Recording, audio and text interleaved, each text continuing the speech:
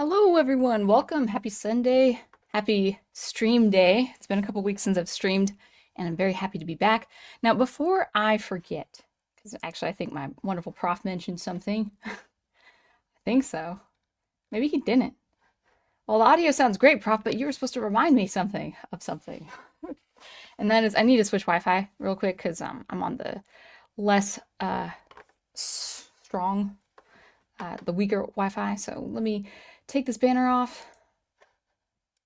Of course, that's my Sunny Kiss, no, Sunny Reverie track. And let's try switching real quick.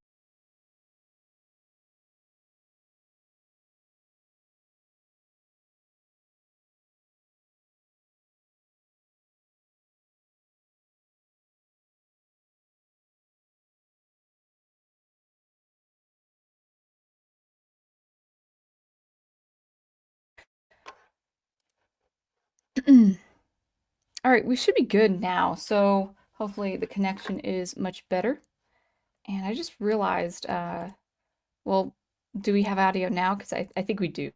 Um, yeah, on the right Wi-Fi. Okay, you're back. And I just realized I need to see if my phone is set to the same Wi-Fi. Since we live in the country, our signal isn't as strong. So one second.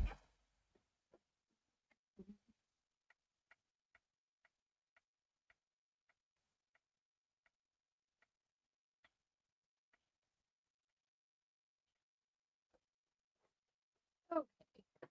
That should be better. Yes. Okay. And yeah, let me check the video. We were having some video issues last time, camera issues, but we should be fine here. All right, everything looks good. And I just realized it's a little slightly down there. But good. Hopefully you guys are doing well today.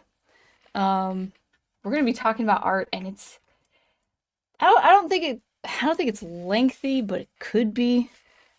Because I have a lot of important stuff. You know, the title of this stream says 4 reasons why art gets a lot of hate, or reasons why people hate art. And they could each be, I think, their own video or their own stream. So I want to do a very condensed version of it. But before we get into that, let's just go ahead and welcome our chat, including members. Ghost Planet Inc. is in. Thank you so much for coming. I definitely appreciate you. And we've got Brian Gilmar, and oh boy, where to begin answering this one. Could it have something to do with today's artists being insufferably unprofessional? Maybe. We will talk about artists as one of the reasons. That's reason number 2, but that's a teaser. Adega Outlaw, channel member, welcome. We've got Professor Geek saying, protect good art, my channel member. I will say once, I kind of want to announce the channel member stuff. But I think I want to actually get into the art as quickly as possible. I'll talk about member stuff maybe later in this stream, or maybe next week at the start of the stream. I didn't really prepare for it today. I just kind of wanted to talk about art as fast as possible. We've got our wonderful friend Big Al Presents. Good to see you. Always wishing us a good stream. Thank you. Thank you. Crystal Ashes, channel member. Good to see you too. I think Crystal Ash is in the chat, at least I think on the YouTube chat. I'm on StreamYard, so it's not going to recognize it. I think you have Neptune, like a beautiful picture of Neptune. I have planets for, I like 2 nights ago, I just spent all night just making badges for my membership. And they're planets because I love sci-fi, and I love planets in particular, like space and all of that. I can appreciate space from the ground or from Earth. I don't think I would ever travel to space. And in fact, I would never travel to space or through space, whatever it is. So yeah, I think people past 6 months, like between 6 months and a year, they get Neptune. And Prof is like a nice lime green planet because he's past 24 months. So there we go. And then if you are a new member, if you're a new channel member, you get a beautiful picture of Earth for the badge. So, which I actually have posted on my community tab just the other day. All right. You guys are welcoming yourselves, if that makes sense. I don't think that's grammatically accurate. I did. We had a great Easter, Brian, Prof and I had a wonderful Easter. It was good. It was relaxing. Did I talk with anyone? I tried calling my family, but they were busy.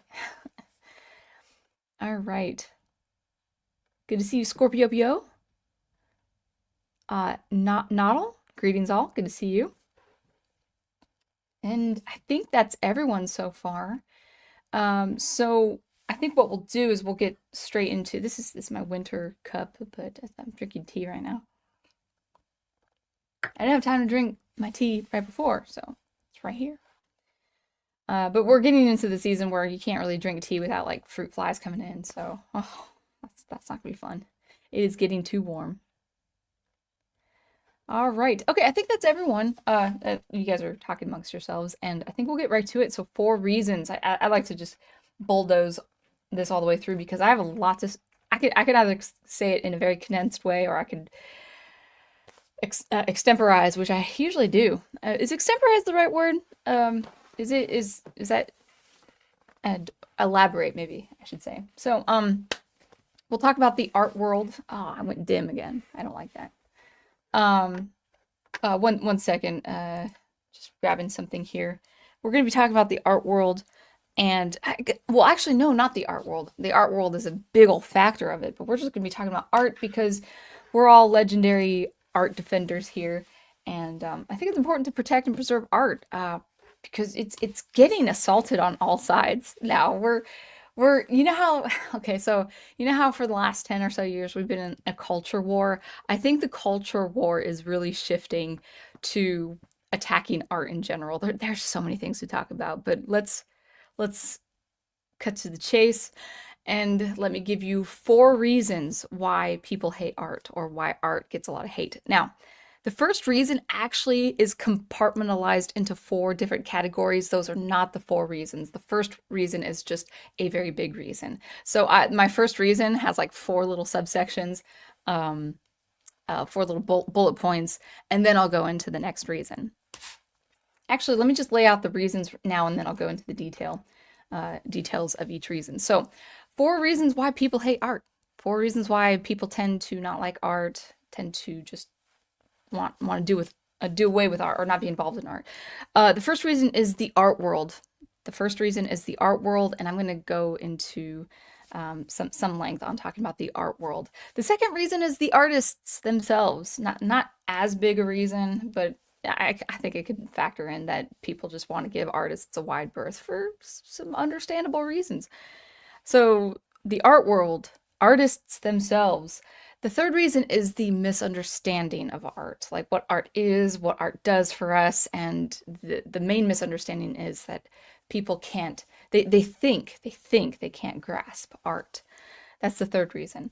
And then the fourth reason is the cultural attack on art, and I will say this is a recent phenomena. Now, people might think that's not true. Like, no, World War I, people did away with good, beautiful art, and then they started attacking art and calling it, all these sorts of movements and anti-art movements and stuff. That is all very true. That's very much a part of art history in the 20th century. But there's a new cultural attack on art that it has.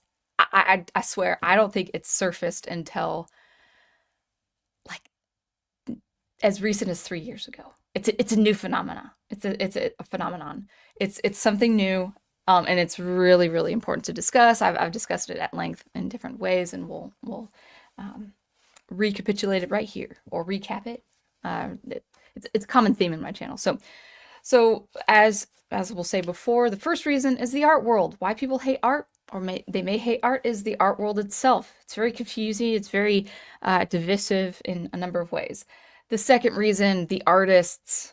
People don't want to talk to artists. They don't want to associate with artists. The third is the general misunderstanding of what art is and what art does for us. And then the fourth reason, a new cultural attack on art itself. And that's always fun for me to talk about. So, but let's start with the art world. And guys, if you don't mind, I will get to the chat after I talk about all of this because I want to just steamroll right in. So if you will indulge me, let's begin.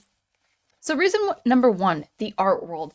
I think people, generally speaking, may not like art or may not want to be involved with art as a subject, as an idea, as a significant thing is because of the art world itself.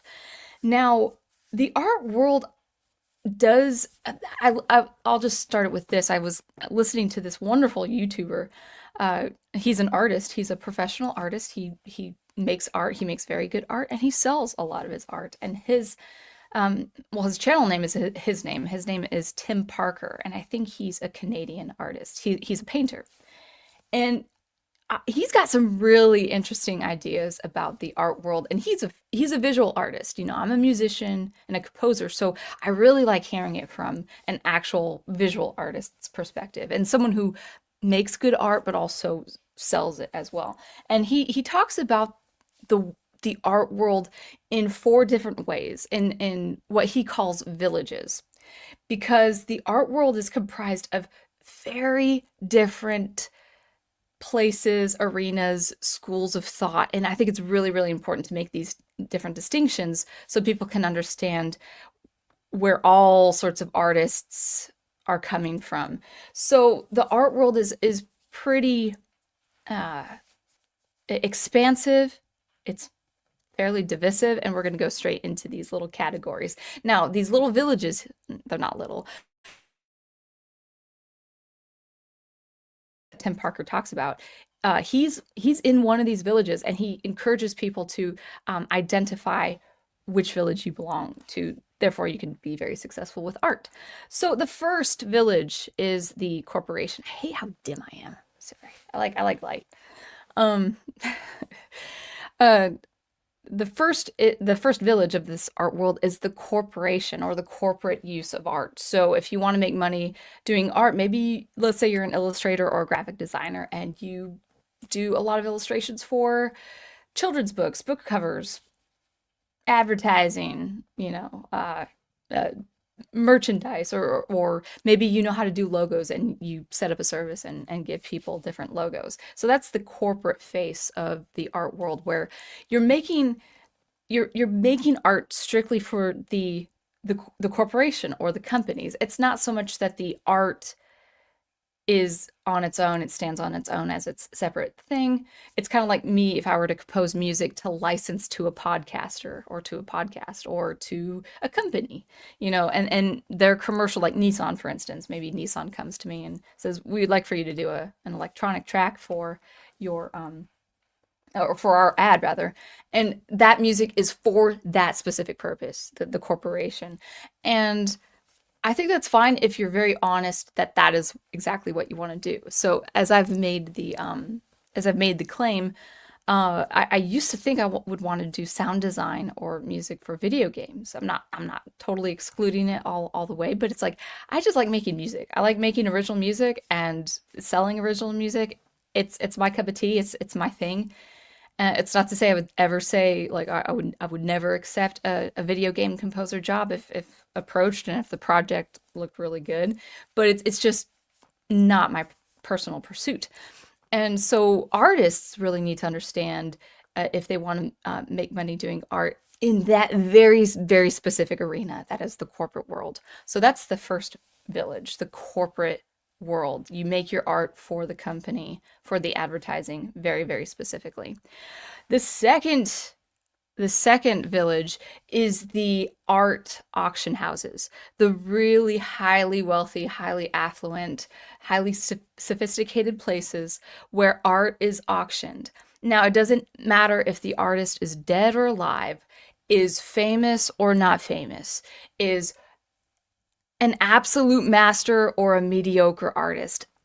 What art gets sold is actually not as important as the final say of the buyer, meaning it's all about the networking. It's all about who can bid the highest for any kind of art piece. It doesn't have to be seminal or classical or anything. It's just what they like. It's what they prefer. It's all about networking, having the final say, having the highest bid, and having the status of saying I made the highest bid on this art piece. So that's the second village. And I think people have a real understandable negative reaction to that part of the art world where it's just, again, nothing against rich people, but like, are you are you after the art piece because it's a very good art piece, because the artist is good themselves, or are you just after the final say, the final bid, the final status?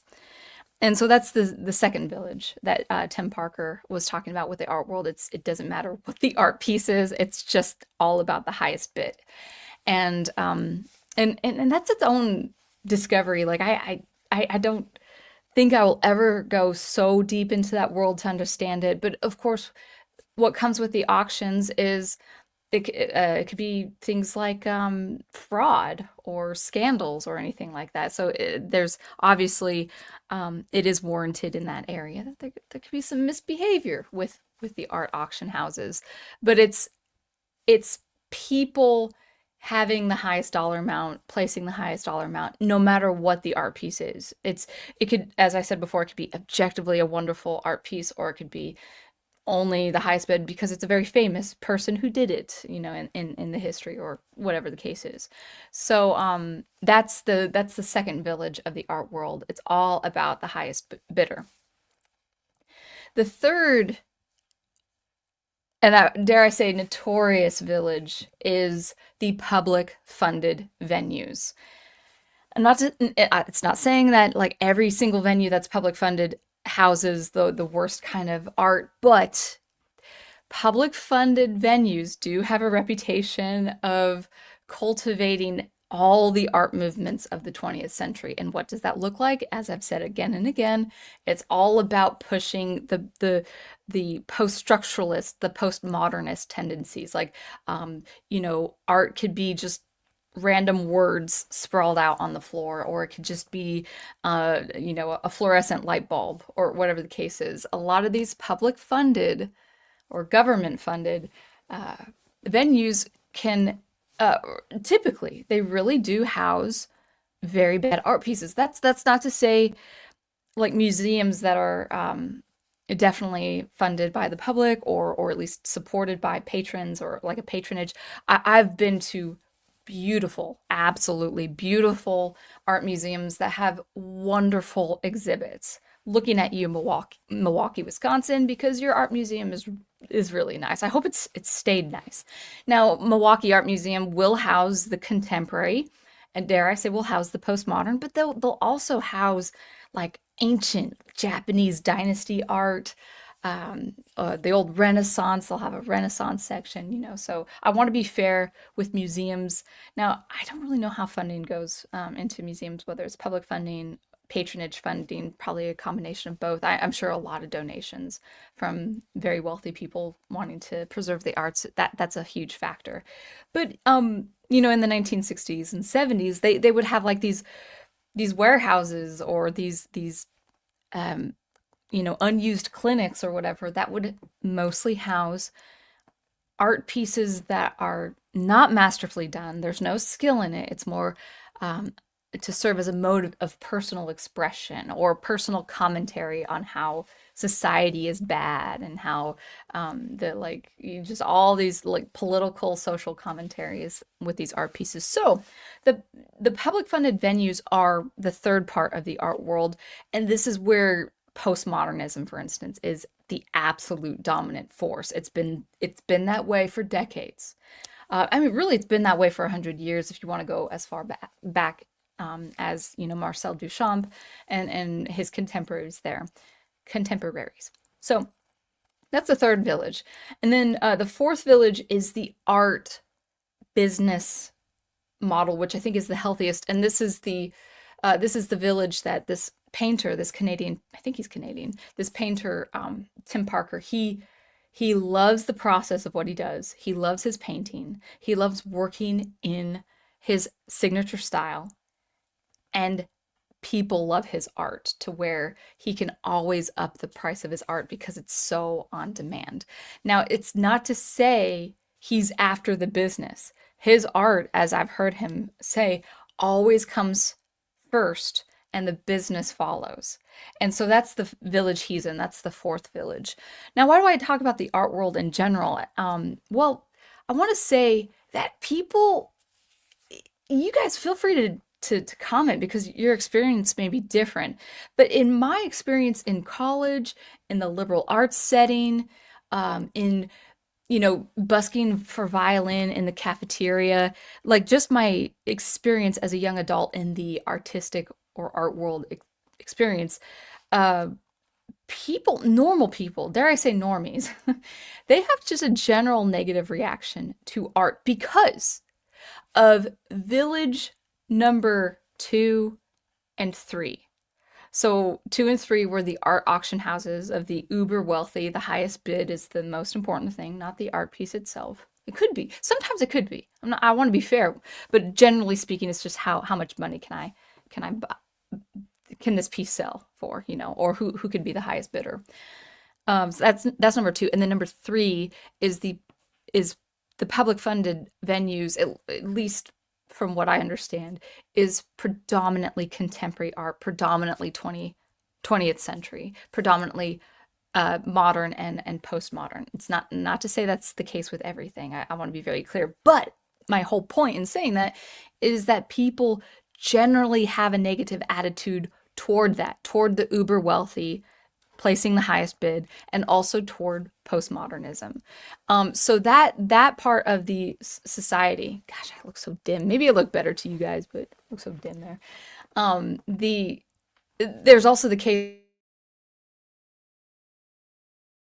that there have been atrocities, like blasphemous atrocities, like in the 1980s with the whole monument of Christ being submerged in the artist's urine. I don't really, you know what I'm talking about. I don't even really want to say the title because to me it just makes me feel uncomfortable. It's just really blasphemous.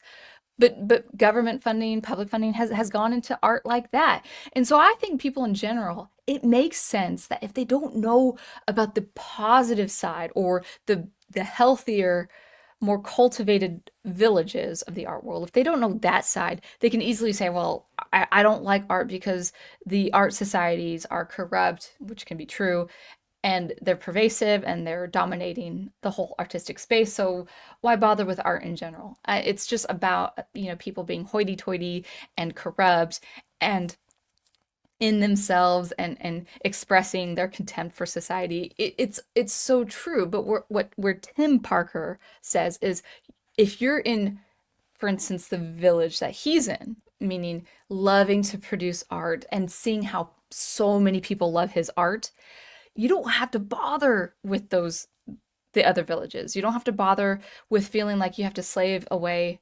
I mean, if you want to be a corporate artist, I think that's fine. But you don't have to think, oh, I have to produce music, I have to compose music for like TV commercials to make a living as a composer.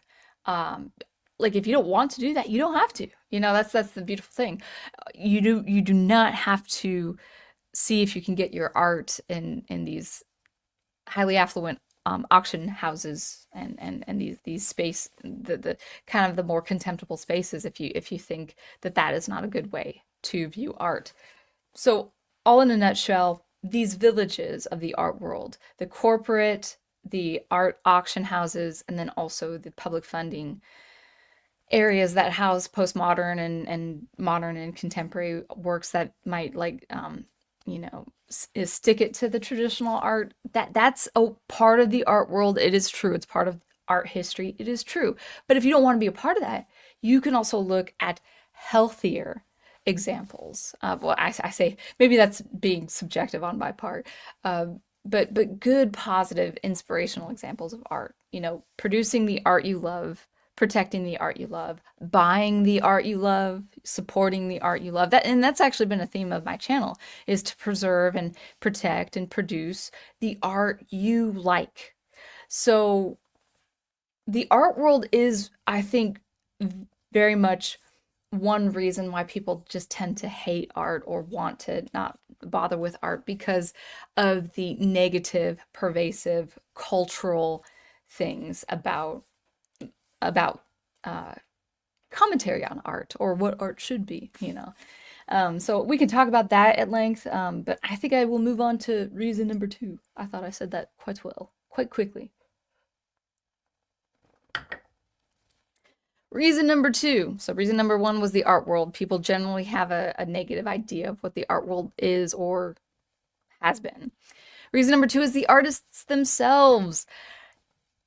Again, my experience might be different from yours. You might have a better experience or a different experience, and I'd like to hear that in the comments. So none of what I say is just like an absolute. It's just an opinion based on my experience. But having been in not just the liberal arts in the university setting, but also in areas like Seattle, I've seen places like Asheville. There, it's a little bit the same with Milwaukee. Um, New York, I've not lived in New York, but there are cities, these artsy cities that where there are occupants that are more artistic. Actually, I do remember some community in Milwaukee that was like, oh no, it's like where they're supporting these like this highly expressive like these performers or these artists, but their art is it's okay, but it's not worth even paying like $7 to go to their show or whatever. But anyway, I've lived in cities or I've explored cities where if it's an uber kind of artsy hippie city, you might find yourself going to like a basement of a clinic. Like let's say you're going to a massage therapist, but then the basement of that um, building is an art studio. It's like an open floor, open to access art studio, and you see people like working on their paintings and stuff.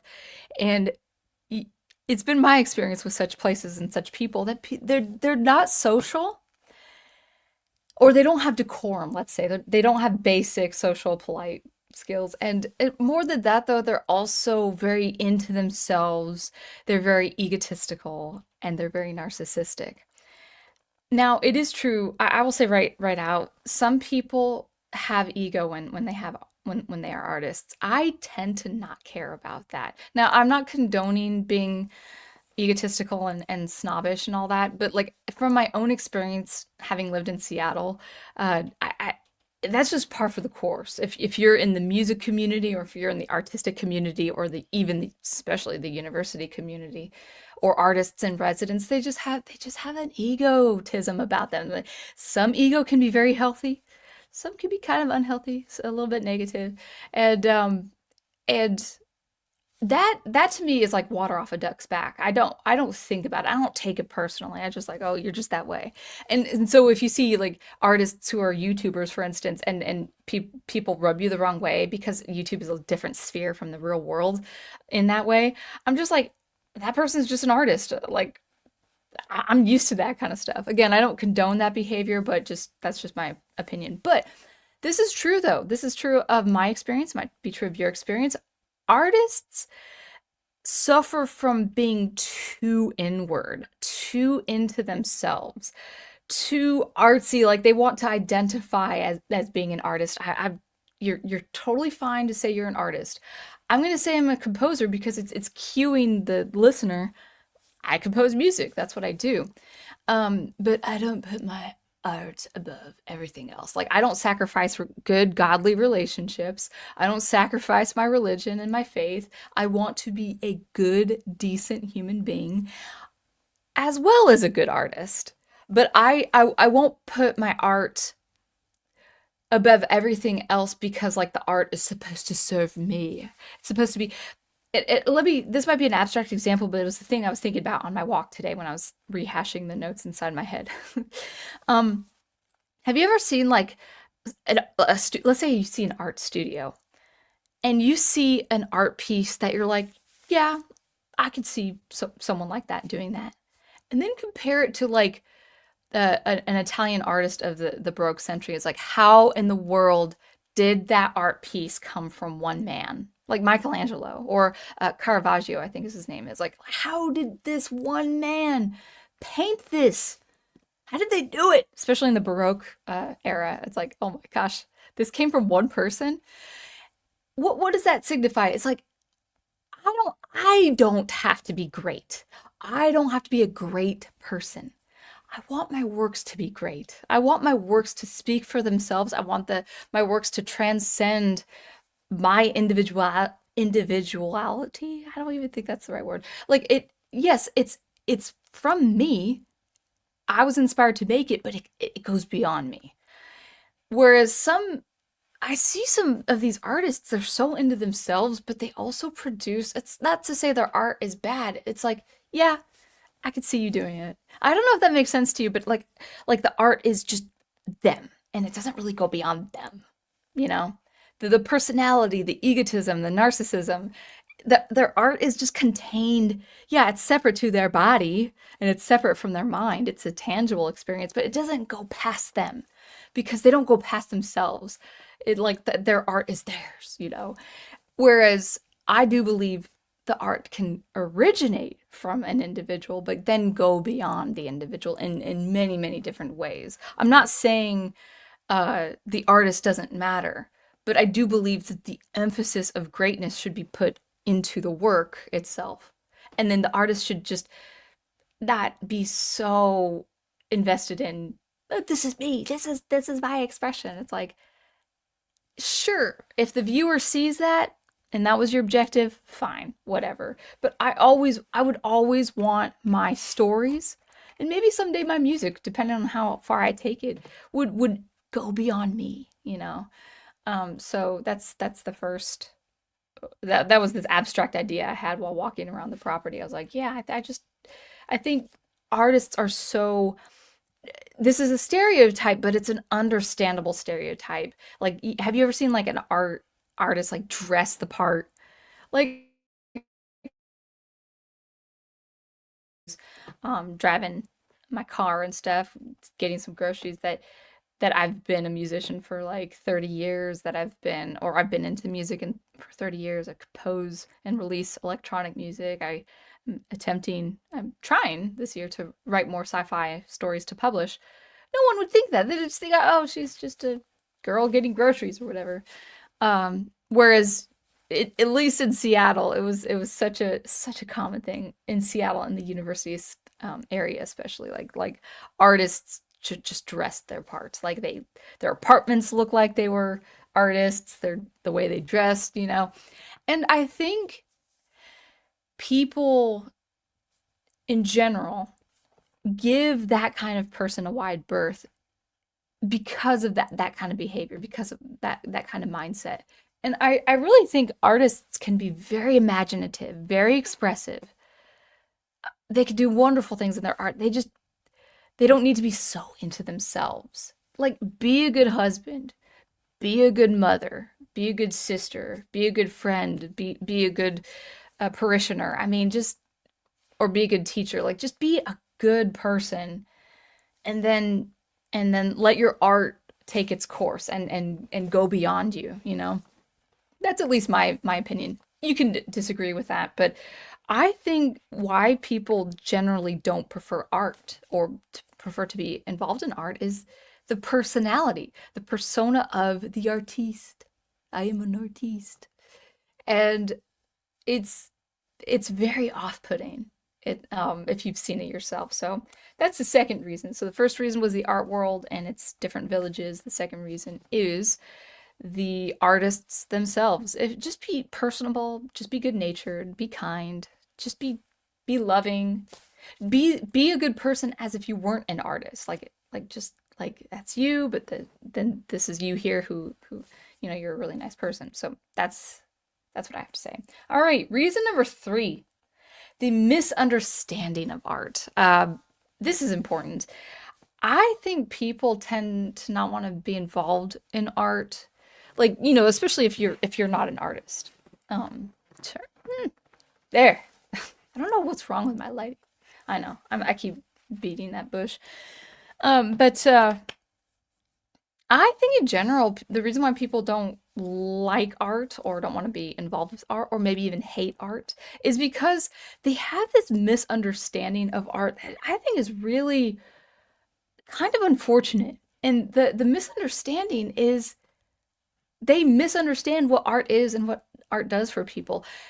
And art is meant to grab you, to inspire you, to invoke something of your mind, something of your imagination, take fixate you or fix you at a place of just breaking you away from the mundane, breaking you away from reality, and just have you focus on that art piece. And I think people generally think art is too complex, art is too complicated, they think of like the fine arts, or they think of like the contemporary art expressionist kind of like mid 20th century, where it's all about this abstract meaning but it has nothing to do with the actual art piece itself. Is like, well, I don't get that, I don't grasp that, so therefore it's not for me. And it's like, yes, art like that exists out there, but everyone, and I believe this is true. You can disagree with me on this. I believe everyone on this earth now, centuries before now, centuries into the future, I believe everyone on this earth has a fundamental understanding of what art is and what good art is. Maybe you don't know how it comes about. Maybe you don't know the history of art. Maybe you don't know why a certain piece of art is good. But people can understand fundamentally what art is, what good art is. Because it's beyond the spectrum of the fine arts and the highly established art. Like it extends beyond the sophistication. Let me give you an example. If you've ever seen or if you've ever played a game like LA Noire, that is a work of art. That game is a masterpiece.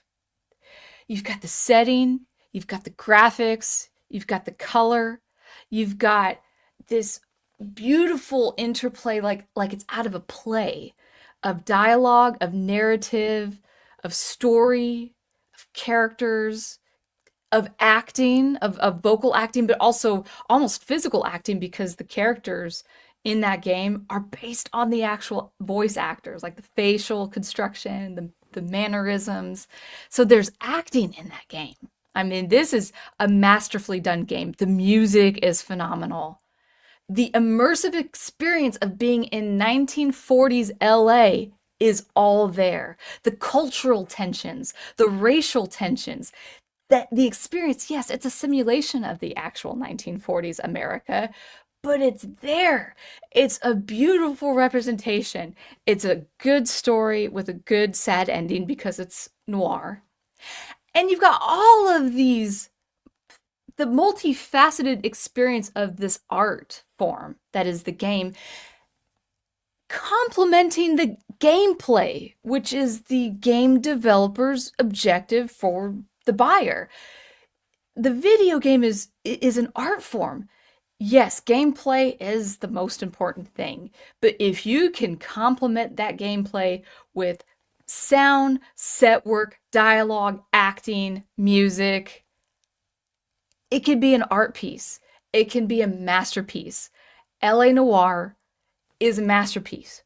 Now, you might not go into the analysis of what makes such a game work like that, but if you've ever seen it, like I have when Prof has played it, it's a masterpiece. If you understand what a good game is, if you understand a classic video game, you understand art. If you understand the Chronicles of Narnia, you understand art. If you understand the drama that goes behind a Shakespeare play, you understand art. If you understand loving a Beethoven symphony, you understand art. And I think people in general, they can't. Oh, of course I got to talk about like Da Vinci or Edward Hopper, like the visual space. Like if you grasp that it's good, you understand art. Now, if you ever want to go into the deeper level of analysis, like why does this, like, what makes the song Ragdoll so good? Well, it's an amazing melody, okay? And then what else happens? What else makes Ragdoll? That's Aerosmith, right, Prof? I'm forgetting right now. It's amazing. It's amazing. It's an amazing song. Everyone who hears the song Ragdoll knows it's a good piece of music.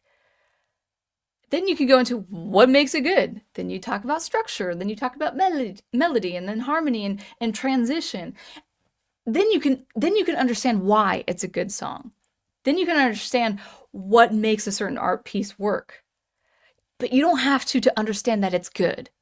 The analysis comes with why it's good, but everyone, I believe this from the bottom of my heart, everyone understands that it is good or it is not good, that it is bad or it's mediocre. You might not know why, but you know it works. And I think people, just generally speaking, they think, well, I don't want to really be involved in art because lack of interest. That's cool. If you don't have any interest pursuing art, then, or even viewing it, being a beholder of art, that's fine. That's fine. But don't think you won't like art because you don't get art. No, no. I think everyone can get art. I think sculpture might not be your thing. That's cool. But there's art somewhere that can just grab you, take hold. It could be the story, it could be the song, the poetry, the symphony, the movie. Like there are, back when, the Academy Awards were really important, things were based on merit, like the Maltese Falcon. And I think people, they don't have to go deep in the intricacies and the inner workings of how the art is good or why the art is good. They can just be content with saying, that's good. That's good. I don't need to know why. I don't need to know the secret sauce. I just know it's good. And that's the third reason. I think people just don't want to be involved with art because they feel like they don't get it. It's like they think it's beyond them. And I think that goes back to reason number 2. I think artists try to make it like woo-woo and superficially a higher order of things when it's really not. Like, no, like, come on, enough of that. All right, so that's the third reason, the general misunderstanding of what art is and what art does, and the belief that the everyday person can't grasp art. But that's not true. I think you can. I think you can. That's what makes art so powerful, because you can grasp it. You can see an art piece is good just by seeing it or hearing it. So that's the third reason. Fourth reason, that was my pen. Fourth reason, this is gonna take a swig of water, one sec. Darn it, drop some water. It's gonna distract me. One second. I'm still here. I'm just gonna clean up my keyboard for a second. I'm a messy drinker, Prof knows, and a messy eater. It's very embarrassing. Okay, reason number 4. This really cuts deep for me. I think this is really important, and we're in our modern times. Modern is really 20th century. We're in postmodern times, I guess, but not in the traditional definition of postmodern. We're in the 21st century, and we got to talk about cultural implications. I got to just. If people think I'm repetitive, I'm sorry, this is really important. The fourth reason why people may hate art, or people might not want to be involved in art, and I think this is really important. The fourth reason is the cultural attack on art. And this is something that may have happened, that may have flourished in its own way in the 60s or 50s, but I think our decade in the 2020s is very, very unique. We've got a very unique problem on our hands when it comes to the cultural attack on art. And it's kind of twofold. I feel like it's threefold or fourfold, but it's a two-parter.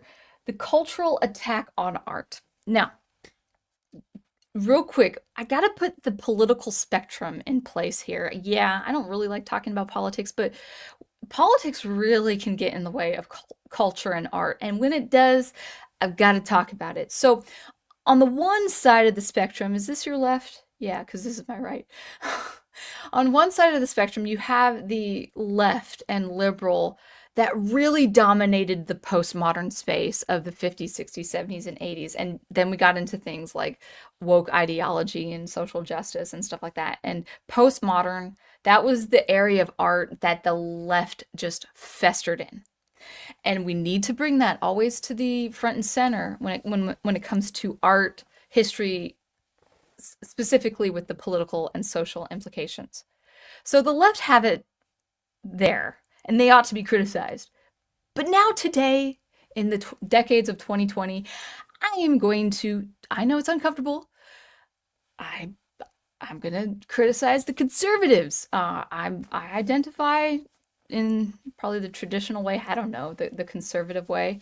I'm gonna yeah, I'm criticizing the conservatives in this way. So what do I mean? The the the most popular conservatives in social commentary and social media commentary are doing a huge disservice to art. And what do I mean by that? Well, I've talked about it before. And that is conservatives need to shut up about art in this way. They talk about art strictly in the utilitarian fashion. Maybe not the actual utilitarian fashion of the 20th century, but the utility of art, meaning okay, if you're going to be an artist, you better be famous or you better make a business out of it. But if you don't make a business out of it, just why bother? Just don't produce art. And this is a horrible mindset because yes, pursue to make money off of your art. Yes, sell your art. You should. That's a noble endeavor. But you make art because it's important to you. And you make art because art is important no matter what the what's the bottom line is, or what's the word I'm looking for, profit margin, whatever the case is. Like that is second or third to your personal endeavor to being a good artist. And the conservatives, I'm so sorry to say, besides a few of them, like there are some conservatives who want to be legendary art defenders, that I like to call myself, because I defend art, and I'm conservative. You guys can be legendary art defenders. That's my new name for us. But there are so many conservative pundits that don't understand story, that don't understand cultural significance of like a seminal piece of science fiction. They don't understand why Star Wars, for instance, became so popular in the late 70s and early 80s, and then it's continuing for however long Disney runs it, even though it's not doing well in my opinion. But conservatives are they downplay art so badly unless you can make a profit off of it, or unless you can make a business model off of it. And this painter that I've been listening to, Tim Parker, he's like in his 60s or whatever, maybe in his mid to late 60s. I don't know, but he's very successful with his art. But his art came first. His craftsmanship, his mastery of composition and light came first. Art to him came first. The business practice followed. You do not follow the business first before art. Art comes first. Otherwise, just sell water bottles and hats. Okay? If you want to make a business, make a business. But it's like you can't take like this art form. Like I'm gonna be what's the most trendy thing? Oh, the graphic novel is the most trendy thing. I'm gonna make a business doing a graphic novel. It's like, well, did you want to do it before? Did you want to do it before it was trending? Did you want to do it before it was popular on YouTube? Because it's like maybe you did, but people are so set on making art the product. Art can be a product, but art is art before it's a product. And conservatives don't like that. They say, no, there's no point to making art unless two things. You can make a business out of it, or it's for the infrastructural, societal, economic use. It's like, no. Art is to inspire, to build morale, to learn life lessons on, like a good Superman comic. It's like art needs to be separate from the business. It can work like a business, but it needs to be separate like a business, separate from a business. And I promise, like I promise you, like I'm sort of promising myself, I might not have a successful business making music or writing science fiction, but I don't think I'll not be successful at that. Like I'll be personally successful when these stories are out and released, when my music is out and released, no matter what money it makes. Because it's important to me. Like making the stuff is super important to me. But conservatives are after the economical benefits, the infrastructural benefits, the societal benefits. Now, societal, Okay, well, conservatives, if you are needing societal growth, a societal progression of decent, hardworking people, well, art does build morale. Good stories good stories teach us. They are the cultural foundation, as we see with Professor Geek's video intro. People say it's just a story. Don't make such a big deal about it. It's like it's not just that it's a good story or it's a story. It's that the essence of story is the building block for a good society of virtue and high morale. So that's what I have to say is that you there's nothing wrong with making a profit off of your art, but don't treat art like a utility. Sell water bottles, or make arts and crafts or something. Again, I don't want to. I think I may have misspoke, or maybe there's been a misunderstanding of arts and crafts versus art. But like there, because you can work with beautiful art using things that would be more to the arts and crafts space. So I see you, Emil. I don't want to think of it as like a utility there. But I like it's not right to have the only objective of making art a product. That comes second, or that falls into place once you have mastery, once you have your discipline, once you have your experience, and once you have your skill building all working out for you. Anyway, that's what the before I forget, that's what the arts the painter Tim Parker, he said pursue mastery first, because the fourth village, where people love your art, where they really love your art and they can't be without it, that's after mastering your art. You do not have to be a master in the postmodern world. In fact, they don't like you having skill at all. They want you to have expression and a meaning or a social commentary or something. But in the healthy, more cultivating art world, you have to be a master. You need to master your craft. So I'm not saying all conservatives think of it as a utilitarian, but the way they make social commentary out of or in the art space, it's like, no, please, please, please don't talk about stories if you don't know what makes a good story, or if you don't know the importance of story. So that's the first part. That I told you this was a two-parter. There's a cultural attack, a newfound cultural attack on art, and this is done by the conservatives. We had the liberals with postmodernism. Now we have the conservatives with the utility of art. So conservatives, come shape up. Like, you need to have a good, healthy perspective of art. That's the first thing. The second thing is, of course, I come to it again. Of course, we've had the rise of AI, and this is so sad. This is so sad. I get so much flack online for my talking about AI. Like, I have, and not just to me. I'm seeing this to so many people who are serious artists. The level of disdain for art and artist from people who embrace AI I'm not saying people who use it as a tool. I'm talking about people who forego merit, who forego years of practice and discipline, and they have absolute disdain for people like me who've cultivated their craft over the last 30 years. We could cross that bridge as far as like the whole debate on AI, but no matter if you're for AI or against AI, it is true that the attack on meritocracy, looking at you conservatives too, this is why you shouldn't embrace AI so quickly.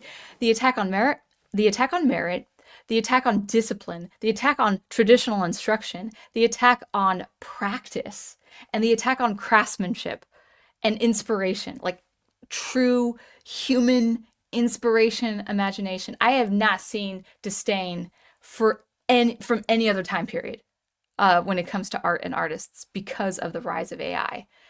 I I may have mentioned on a comment on someone's video that I don't do AI for my music. And not two comments down the chain, someone called me a prima donna because I said, well, first of all, the comment was, well, I've been listening to music for well over 30 years. Like, so I don't know, maybe it's a she, to say their age. Like, I've been at this for a long time. I'm old and I'm still older. I'm older. I'm 30s, 40s, or 50s, and I have a good, healthy perspective of AI. And maybe he has or she has. I don't know, based on the avatar. Um, and then I commented saying, "Listen, you've listened to music for 30 years. I've been in music for 30 years. I have practice."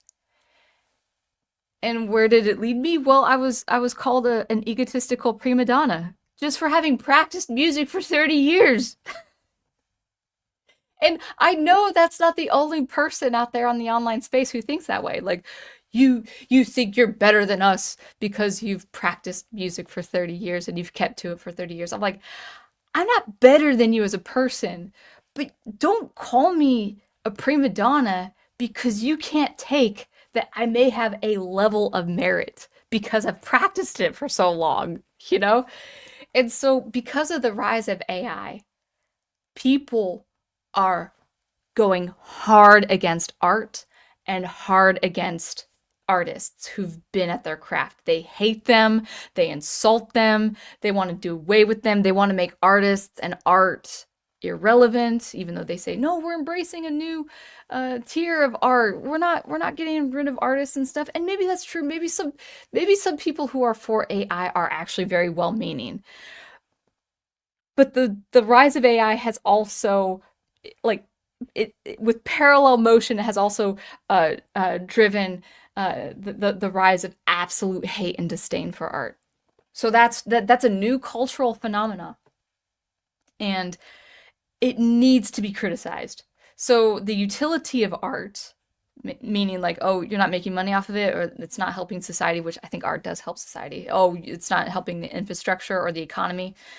You shouldn't do it. And then also the rise of AI. Like, it's almost congruent now that I think about it. It's compatible because it's like the utility mindset, like, oh, art needs to be better for the economy, be better for the infrastructure. Elsewise, don't worry about it. Like, you're not an engineer, you're not a scientist, you're not a doctor. Therefore, just pursue those things because they help society. Well, then the rise of AI is making all the creative things, automated, you know? And it's like, well, we gotta put a stop to that. Um, the utility and the automation of art. It's like, and it's a new phenomenon. It's a new thing. This didn't happen in 2010. This didn't happen in 2015. This is the dominating force of the art, like the unhealthy, cancerous mindset of just attacking art. And this is a very new thing. And I'll probably, the more I explore it, the more I'll talk about it because it's not healthy. It's very cancerous. It's very bad. But anyway, that's what I wanted to say. I know that was a whole hour. I knew I couldn't talk to the chat until I got this off my chest. Four reasons why people will hate art. Not everyone, but just generally. The art world, because of all the negative aspects of the art world. The artists, because they're so into themselves and they can be egotistical and narcissistic and not very people friendly. And they'll sacrifice really good, honest, wholesome relationships for the sake of their art. I love art, and I think art should be like a top priority in the world, but I will never sacrifice my relationship with my husband. I will not sacrifice my religion for my art. It all goes hand in hand. Artists need to understand that. They do need to be decent human beings, or people don't want to do anything, have anything to do with their art or art in general. So we got to talk about that. So that's the second reason. The third reason is the misunderstanding of art itself. People think they can't grasp art because it's beyond them. It's not. It's not beyond them. Everyone has a fundamental idea of what art is and what it can do, what good art is, what bad art is, and you can start from there. And then finally, the new cultural attack on art. It's going to be much more pervasive as the years go on if we don't highly criticize it. Uh, I might not be able to put a stop to it, but the disdain for the art and the artist is rising very, very high because of a lot of different things, namely AI, but other things too. So that's what I wanted to talk about real quick. Let me grab some water real quick, and then I'll get into the chat, and we have a lot to say. I hope I can, I hope I can get through all the chat, but I see that you guys are saying a lot of things, which is good. I did see one person become a channel member. New member, thank you. Appreciate you. You will have a new a world, like a beautiful picture of planet Earth for your badges. I took a long time on those badges. But thank you also for becoming a member. Appreciate it. By the way, I have very strong opinions about art, so there might be things that you, not you, what's your name? Slinte? I don't know. I don't know what that name is, so hopefully it's good. I have if you guys are new to this channel, I've got very strong opinions about art, and people don't like me for my strong opinions. Feel free to disagree, but we don't want to belittle each other. We want to be civilized, you know, in a more civilized age. But yeah, let's talk. Let's see what you guys have to say. I know that was a whole hour of me talking. That was fun. Man, I love talking about art. It's so important. All right, Brian Gilmore. Are cesspools of political degeneracy. Yeah, public funded. Can you imagine, like, if nothing in the art world, in the art space, was publicly funded? It would absolutely have to be merit-based. It would absolutely have to be interesting, intriguing, thorough, and academic in its true sense. Philosophical in its true sense. Yeah, I do believe that. Ghost Planet says, I love art. I love art too. I think everyone loves art. You don't have to love all art. You don't have to love the fine arts. You don't have to love popular culture and art. You can love both. It doesn't have to be like an equal plane of like, oh, I gotta like all art. Like, no. But I think everyone can get into art in some way, whatever that looks like.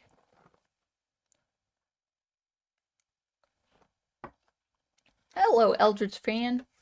I don't think you missed a lot. I think I was just getting started right when you were coming in. Crystal Ashes is wishing good things to people. I've never heard of that one, Crystal Ashes. What are you talking about? I think you're talking to someone else. Let's see. Amy L says, Area 3, so Area 3 is the misunderstanding of art. Some street art projects, for example, would fall into 3, and I don't think most people are averse to street art, especially if public consultation is part of the process. Well, that's very good. That's a very, very good point. Yeah, I like street art, or I like going into like a city, for instance, and they've closed off the streets for different things and making it more a public affair. Yeah, I think that's important. Hello, Ace. Good to see you. Hello, Private Eye. Also good to see you. Had to finish the book I was reading. Hey, I'm all for that. Keep reading.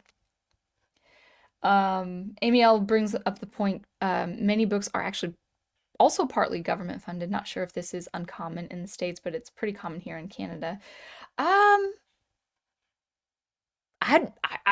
really don't have enough information to say yes or no.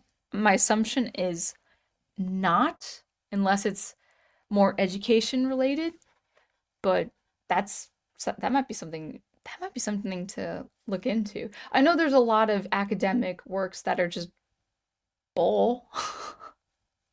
And then scholarly journals. I mean, again, I was in the higher education space for like 8 years, and so I saw a lot of that myself. Oh, Private Eye is saying Walt Disney's biography. That's the book you're reading. Read it. You're reading it for the second time. Well, it must be a good biography. That's good. Stunning and brave, Megatron, good to see you. Ego can be a good thing for an artist.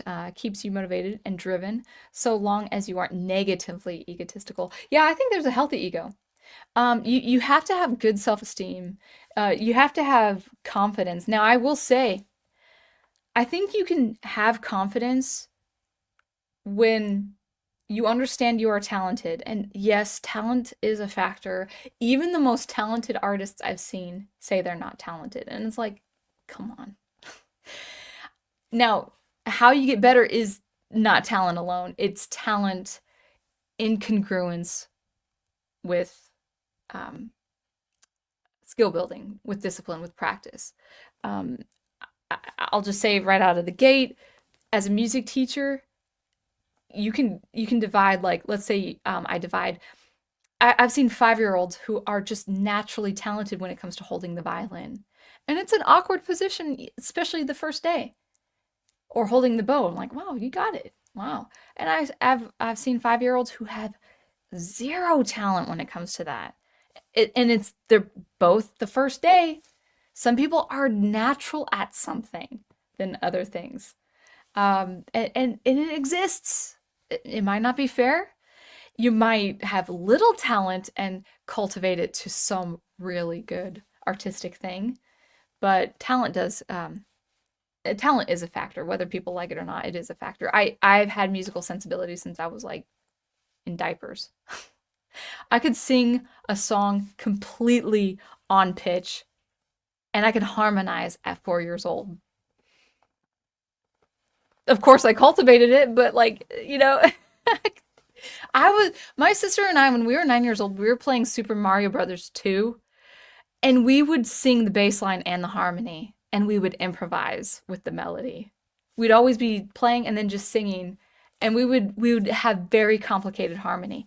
I didn't know how to analyze it at the time, but even at 9 years old or 8 years old, it's like, yeah, we know how to do this. But anyway, confidence comes from the idea that, oh, I think I can do this. That's the first step, or that's the level of confidence at like the preliminaries, where you sort of understand what you can do. Maybe it's not there yet, but you have this sense like, I think I got this. And then practicing, for instance, and having practiced will develop confidence. Confidence and self-esteem comes with practice and discipline and getting better at something. Self-esteem really, apart from a couple things in life, like, you should have a good, healthy perspective of who you are. But self-esteem really comes from also accomplishing stuff, whatever that may be. It just happens, and confidence works that way too. Um, Egotism. I've seen egotism, like negative egotistical people. I've seen them when they're really good at something, and I've seen them when they're really mediocre at something. Like, people who think like the masters of their crafts are like egotistical. It's like, well, no, having a healthy ego or an unhealthy ego has nothing to do with the level of mastery or the level of difficulty. It's all about that person's disposition. Yeah.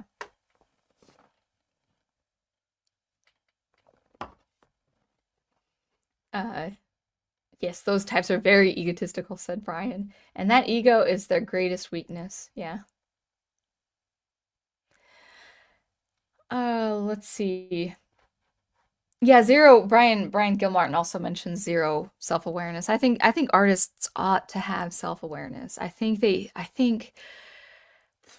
you can make mistakes, especially on the online square. People are gonna make mistakes. They're gonna say the wrong thing, and they're gonna say, "Oh, I misspoke. That was out of line," or whatever. And you have to be very humble about that, because any mistake you make, especially online, can get really attacked. But I see people just double down and triple down on their mistakes. They're like, I don't make mistakes, so I'm gonna just pretend like it didn't happen, or I'm gonna double down on my opinion on such a thing. And that's the worst thing you can do. Yes, it hurts to admit you were wrong. Yeah, it hurts making mistakes, but I have seen people just double down on their really bad views on stuff, and it's not good. Um, Stunning and Brave Megatron says, I don't think it's possible not to be a weird individual as an artist, or maybe that's just me. I mean, you're different, but I think people. I'm not saying it's wrong. It's just there. Like, people try to dress the part of being an artist. Now, if that's your style, that's your style. I've had a lot of good friends in college. That was their style. That they just looked like that. And actually, a couple of them had really sweet dispositions, really nice dispositions. Um, but y-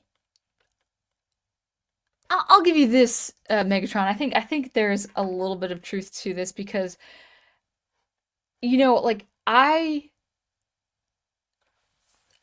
I re I've come to the age, and my mom actually discovered this too, where my mom is a deep thinker. She loves books, she loves literature, she loves stories, and besides me and maybe my sister, my twin sister, and maybe my dad, even though my dad is kind of a normie, but besides those people in her life, her two twin daughters, no other relative has the cerebral.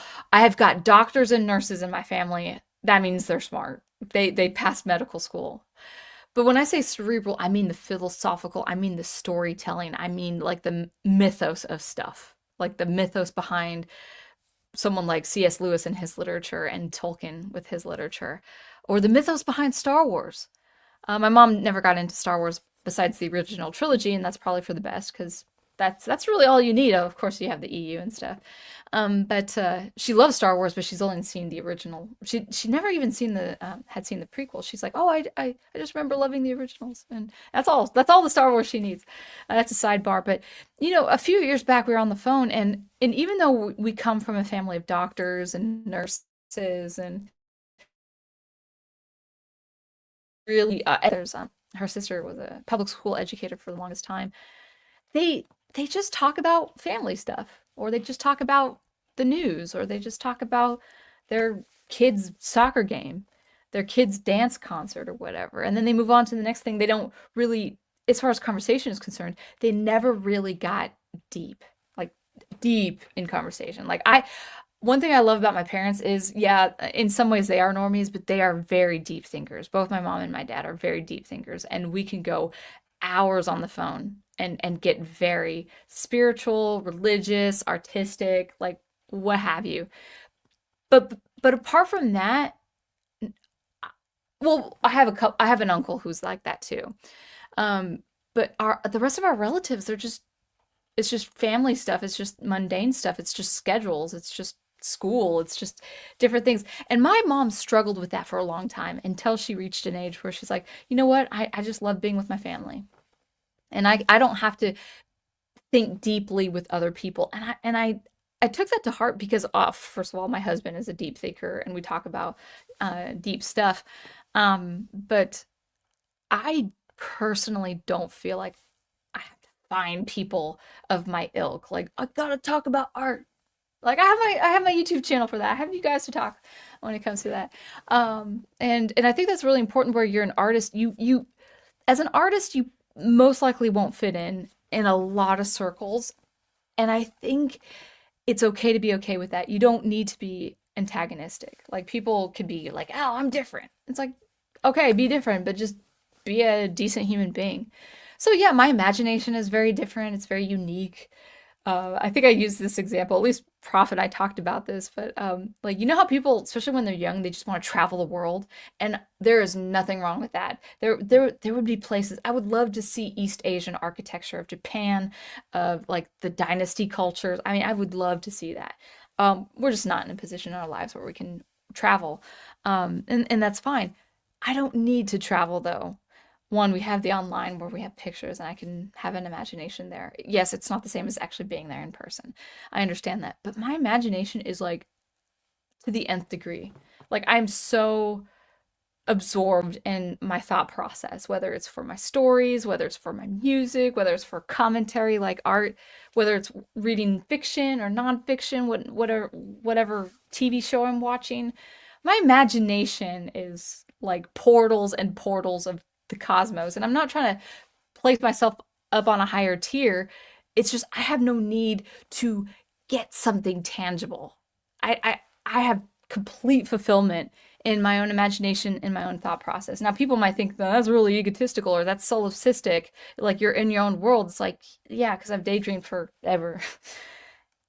Meaning, I don't need to find happiness or fulfillment or satisfaction in where other people may find satisfaction. Like we live in a place in the country where I've got students who are like 5 years old to 14 years old, and they will see more of the world in their youth than I will ever see. And I'm okay with that. Like, where'd you go this summer? And I'm thinking like Tennessee or whatever, or Chicago, and people are like, oh yeah, we went backpacking in Iceland.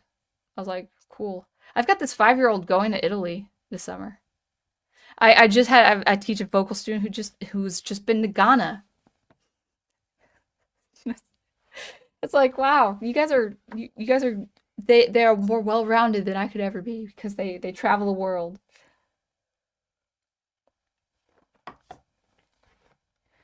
All right. Let's see.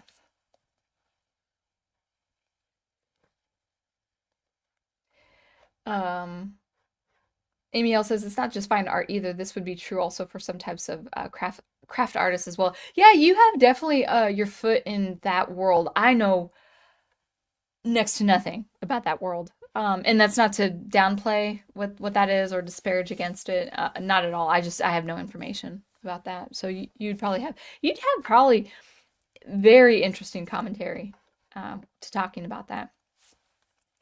Eldridge Fan says, I love art and try to make it, but honestly, it is superfluous. Humanity is naturally creative. We just do it. We can't help ourselves. If all the art produced in the 1,000 years was wiped, we could produce a new crop of artists in a generation. I think there's a lot of truth to that. Now, I would just say I would never want to erase, even physically in the real world, things that have come before. Because things that were made in the Baroque times, not that they have to be done today, but the fact that they were done at that time seals that time. It makes that time period very, very special. I do not need to compose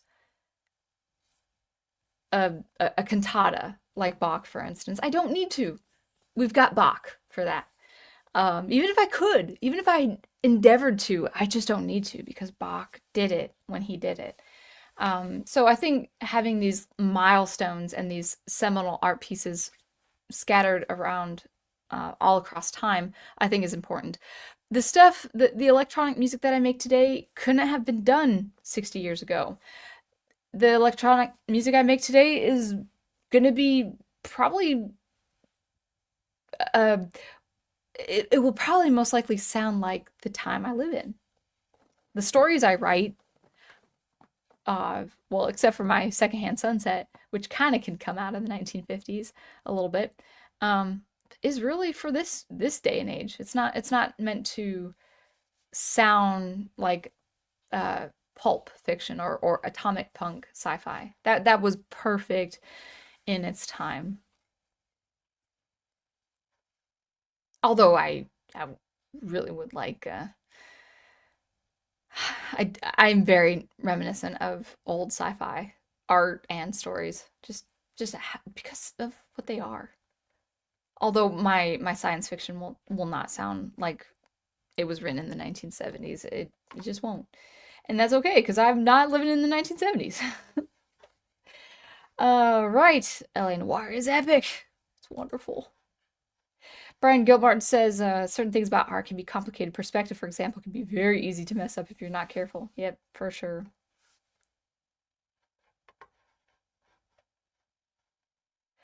Let's see. Fitzjoseph's Corner, welcome. You say you still haven't played LA Noir. It's good. It's a little crass. It's got real cultural tensions and there's a lot of language and there's a lot of corruption in that setting because first of all it's noir and second of all like you're trying to aspire to do good in such a horrible setting. But man, the aesthetics of that game is so good. It's such a good game. Yes, the mighty Aerosmith, I was right. Yeah, Ragdoll. Art is rather complex, yes, says Final Fantasy Fan. Welcome. I don't think I've said hi to you today. But what art takes, uh, whether it's drawing, painting, writing, is persistence. And it's painfully long to develop your own craft, but you go to be able to take the hits. Yeah, I think so. Yeah. Art making is a risk. It really is a risk making art because you don't know. This could be true of so many artists. It'd be interesting to actually talk with people who do this for a living. But from what I understand and from my own experience, it's like you don't know. You have an idea of what you want to do, but you don't know how long it's going to take to get there, and it will change over time. Your signature style will change. Maybe your whole motivation based on life experience will change. There's a lot of you have to be very, what I say, malleable. Like you just have to be very flexible with how you progress in art. Because the art I wanted to produce, like even 10 years ago, like the music I wanted to produce 10 years ago, it's just not true of me now. The stories, like I have this novel, this manuscript I wrote like, let's see, 12 years ago now. Like I finished 12 years ago. And it's gonna have to change because I've changed. Even though the general story is gonna stay the same. I tell you, okay, just a sidebar. I got a new hard drive, an external hard drive to store all my stuff, and I had this old hard drive that had all these old documents, and I had old notes, like 20,000, 30,000 words of scenes and notes for the long fiction I'm writing now. I threw it all away. People say, no, you should have it for posterity. It's like, no, no. There, like, characters were so melodramatic. Characters were really weird. The story was weird. The story was over the top dramatic, even though the stakes are high. But I've got better stakes, better characters, better characterization, better good guys, better bad guys. There ain't no way I threw away 30,000, I'm sure 30,000 words, maybe if not more. Because it's like that's not who these characters are anymore. So like your sense of story changes as your life changes. It's so true. So there's a risk. There's like, is it even worth endeavoring? You know, because what if I change 10 years from now? Or what if I lose, I've asked myself, like, what if I lose interest in electronic music? I don't think that will happen, but who knows? Maybe in 60, like at age 60, my interests change, and that's just part of it. One second. Need to grab water again. Uh,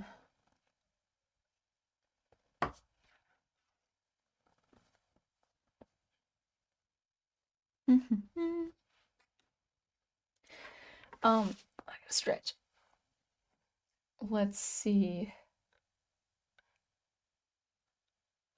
Brian Gilmartin recommending some stories,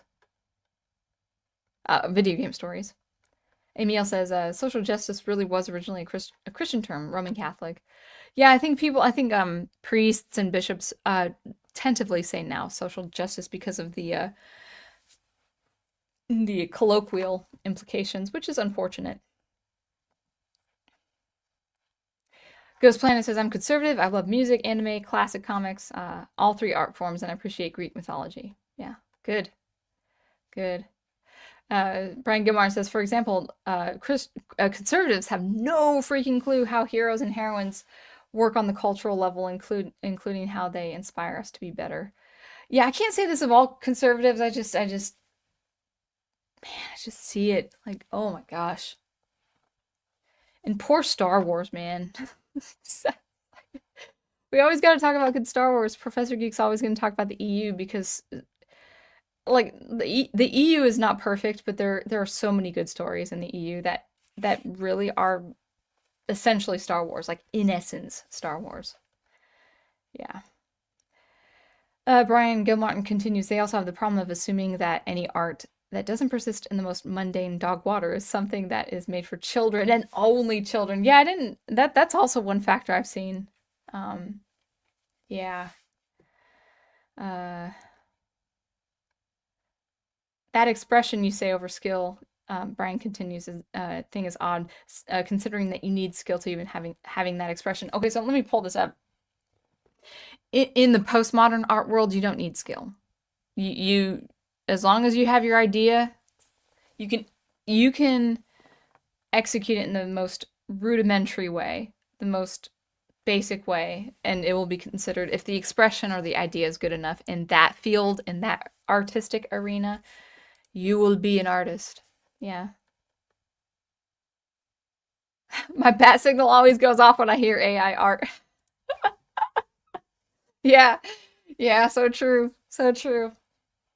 I was seeing there really is, even on the consumer level, I've been seeing uh people just saying, listen, let's there was this one campaign.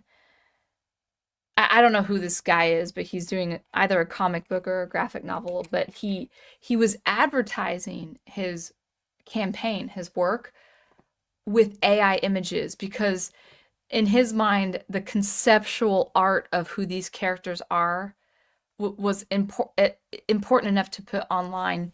But he did disclose, sorry, my hair's getting sticky because of the pollen out there, or the heat out there. He did disclose, this guy, he did disclose that um it was AI. And then many people in the chat on the live stream that I was looking at, that had this campaign up, many people in the chat were saying no AI, even as conceptual art illustrations. That there are communities that just, even on the advertising level, will not want to support it. They say, just give us an illustration that is an actual illustration of this character. We'll wait. We'll take time. So there are people who buy art, like, or buy comic books or whatever, saying no, don't show us AI. Even if your actual product, even your actual graphic novel is not AI, don't advertise conceptual art that is rendered AI. And I've seen well-meaning people at, like, there's this one filmmaker based in Australia, I think, and they need more funding to get their film going. But I know their campaign is just full of AI concept art. Now the art looks okay because it's sci-fi concept art, but it's AI, and it's like, it just does not rub me the right way. I don't care if this sci-fi story is an epic space opera of our 21st century. So we have Star Wars in the 20th century. Maybe this is the epic 21st century space opera. Because the advertising in their campaign is AI, it doesn't rub me the right way. It's like, I don't, I don't, I think it's wrong. Well, it's not. I'm not going to blatantly say it's absolutely wrong. It's just, you'll exclude people just instantaneously. So be careful with your advertising. Stop gatekeeping with craft skill and practice. What are we? We don't need merit. Yeah, I can't believe I've been called a prima donna and a gatekeeper, and it's like, I'm not a gatekeeper. And I used to be a prima donna until life smacked me in the teeth, or kicked me in the teeth. 10th grade, I remember, I'll never forget, 10th grade was when I stopped being a prima donna. Because I was really good as a violin player for my age, but I was a little bit of I was a prima donna. I did stuff and said stuff I just totally regret. Yeah, I was 8th grade, I was stupid. But I'm like, why did I say that? Why did I treat that guy badly? I'm so, ah. I look at those memories of myself, I'm like, ugh. And it was 10th grade when I got a wake-up call, and I'm like, I gotta stop behaving like this. But after that, I was not a prima donna. I was a very nice girl. You practiced music for 30 years. How dare you? How dare you? Yeah, this September. Well, technically, I started my music education. It'll be 29 years this September. But I started really, before formal education, I started just playing violin and singing, like, when I was 8 years old, so that was 30 years ago.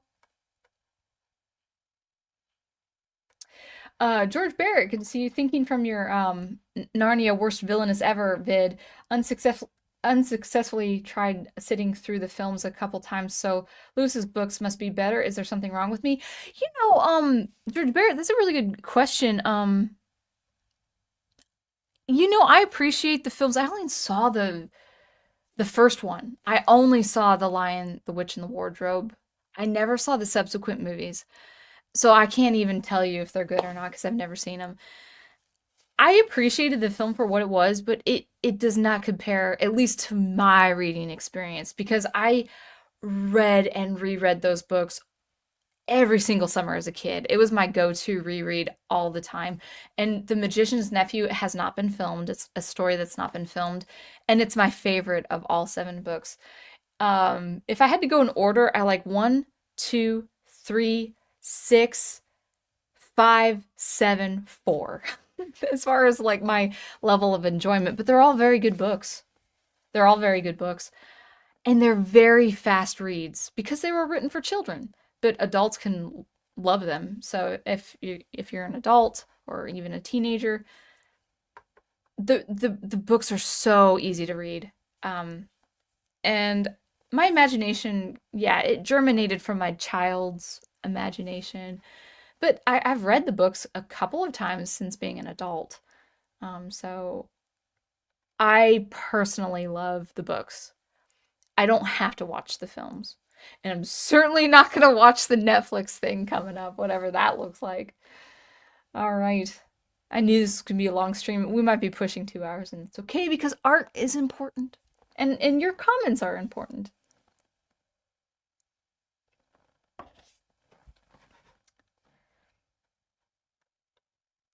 So Brave wants to correct me. There's nothing well-meaning about advocating for more laziness. Saying, yeah, like I want to give AI artists the benefit of the doubt. Like maybe there's some well-meaning art things ethically. I just don't see it myself. And then the hate I get for talking about AI. Like I could just so much as disclose that I don't use AI, and I just get called gatekeeper. It's like it's instantaneous. Like if you have a strong opinion on AI, prepare for the unbridled attack. The just they have an arsenal of insults waiting to just explode on you. And I accept it. It's not comfortable. It's not nice. I get a little sad, but it's the way it is. But like, it's not stopping me from pursuing to the best of my ability. Even if every artist in the whole world said I'm going to use AI, I'm still not going to use AI. Like, if it became to the if it came to the point where like government penalizes you and says, you do AI art or you're going to jail or don't do art at all, it's like, then I won't do art anymore. I just, that's how strongly I feel about it. Any AI art I do is because I didn't know it was AI. You know what I mean? Like it's not clicking that like, oh, this tool is AI. But the thing is, I don't have that concern because they advertise it. You see the AI advertising, they're like, check out this tool. And it's like these little, like the AI has this little uh ubiquitous symbol now. It's like these diamonds. Like Google has the little diamonds. I think other AI platforms, maybe they're from Google, they have the little diamonds. AI is kind of like a purplish white. Like look for purple and white or electric blue, but I think it's really purplish, which is sad because I like the color purple. And I like the color purple and white together, or silver, or something like that. Look for little diamonds, and then look for AI generated. They do make it obvious that it's AI generated, but maybe it'll be sophisticated where you don't even know. But I think it's easy to spot. I think it is easy to spot.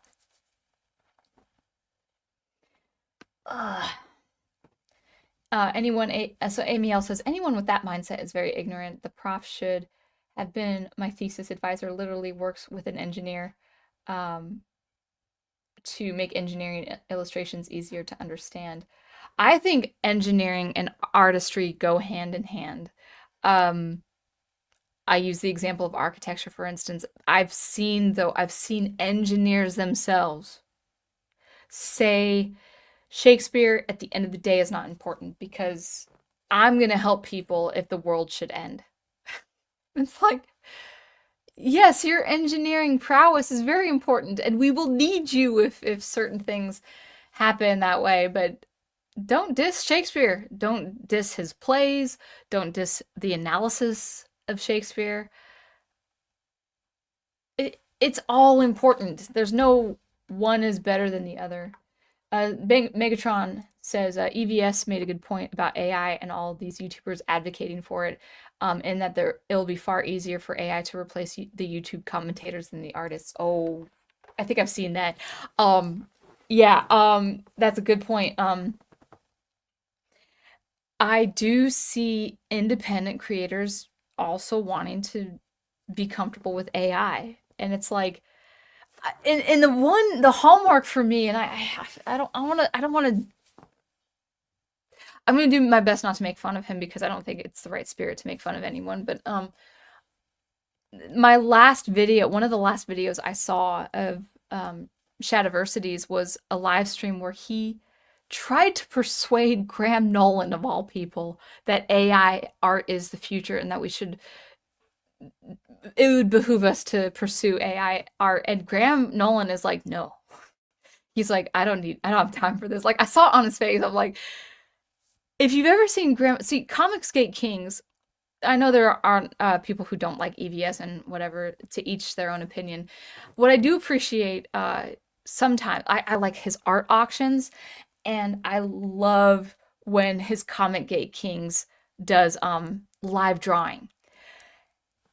And all the people, but man, especially Graham Nolan, can whip out. Him and Aaron Lopresti are just, I'm so blown away by their level of artistry. EVS too, but like in under an hour, Graham Nolan can whip out a piece that he could sell for like a few $100 easy because it's so good. He's got the sketch down, he's got the pencils down, and he's got the ink down. And he can do that in a matter of an hour or two. Like no matter what he produces, it's superior art. And then backtrack like a year or so ago when he was on Shadiversity's live stream, and Shadiversity, I'm not saying he can't do sketches of stuff, but when he's saying no, AI art is superior to what I could do, it's like, listen, bro, then don't draw. If you feel like you can't draw, draw if you want. But if you feel like you can't master drawing and it's inhibiting you, well then concentrate on being a writer. And no, don't do ChatGPT for writing. And I was wondering, like, I was floored by Shadiversity's audacity to say to Graham Nolan, who can produce a phenomenal piece of art in under an hour or longer, depending. It's like, Graham Nolan doesn't need to be making AI art. This is what I said about Jordan Rudess, my absolute favorite musician. He's one of my favorite living musicians, and he's creating a program that's going to generate AI Jordan Rudess. I don't care for that. I want Jordan Rudess. And if he passes away, then we can listen to his CDs, we can listen to his recorded live concerts.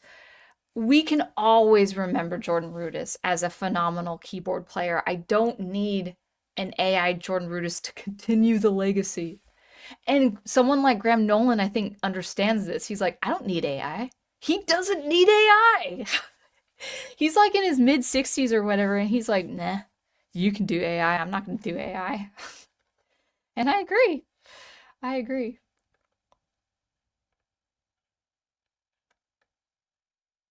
Brian Gilmartin says, I can't help think, man, it's going to be a long stream. We'll see. The night is young. I can't help but think the rise of AI art is a self-inflicted wound for artists. It wouldn't have happened so quickly if artists hadn't been so high on their fart, so to speak. High on their horse, so to speak. Yeah, I mean, I would say artists should be diplomatic. They shouldn't be hate-filled.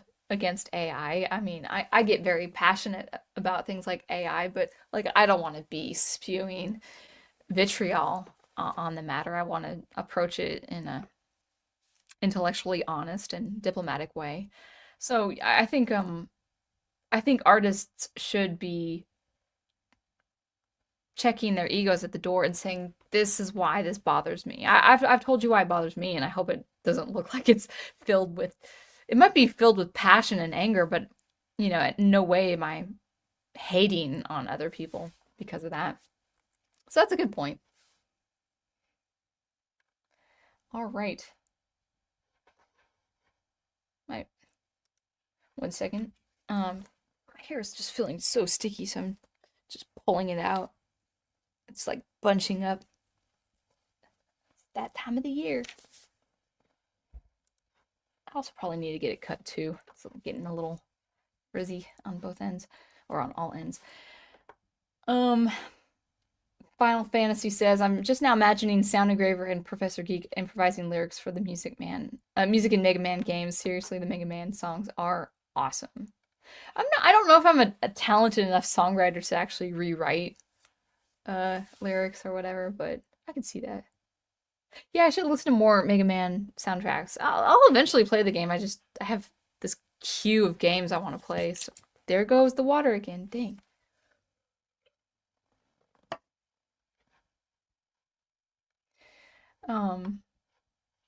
Oh, is Crystal Ashes not feeling good? Oh, you're leaving early. I'm hoping feeling a little under the weather. Oh, I'm sorry. I hope you feel better. Catch you on the replay. Well, I will see you later. Thanks for joining. And I hope you feel better. Artists tend to see the world differently than others. Says Stunning and Brave Megatron, yeah. Here's Crystal Ashes wishing everyone a good rest of the stream. Thank you so much for your support always. Hides? Oh, looks like you're there. It is. Okay. A little bit of a delay. All right. Let me continue on down. Private Eye says, I think my mom's family are some of the smartest people that I ever knew. Unfortunately, all of them don't really think much about art. Yeah. Brian furthers the point. Sound Engraver, oh, believe me, I've gotten very used to being the odd man out, being who I am. Yeah. And I think it's just how you carry yourself. It's like you just have you have your own disposition. Like I'm perfectly fine with being, dare I say, I mean this respectfully, but I'm fine with being superficial with people if they choose not to be deep with things. Like I get it. Like if you're not into philosophy or literature or art or music, or if you don't understand the culture behind it or understand culture, if you just want to just eat dinner and talk about hating to sit at a kid's concert, Prof knows what I'm talking about. That's fine. I'll listen. I'm fine with that. I just, yeah.